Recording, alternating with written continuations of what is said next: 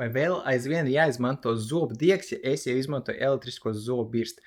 Tas, ka mēs izmantojam elektrisko zobu birstu, tas ir lieliski, viņi noņem jau praktiski visu aplikumu, bet ja mēs gribam būt teicamnieki, zobu diegs ir laba lieta. Bet, ko darīt, ja jūs esat tādi kā es, kam personīgi zobu diegs ir iebjās, jo man nepatīk likt pirkstus mutē un īpaši grūti aizsniegt aizmugurējos tur pie gudrības zobiem, tad jūs varat izmantot šādas te ierīces, kas saucās starpzobu ūdens irigātors. Šis te ir tāds pats mazākais.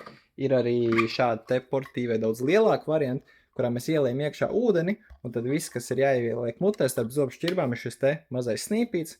Ieliekam, ieslēdzam, un viņa pulsējošu ūdens strūklas palīdzību iztīra starp zobu šķirbām.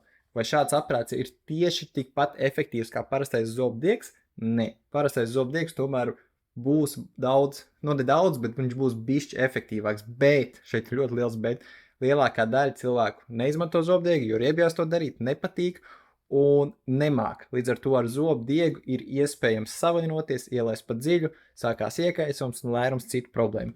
Ar šo aparātu nav iespējams savainoties, jo tur ārā nāk tikai ūdens, un mēs varam manuāli regulēt jaudu.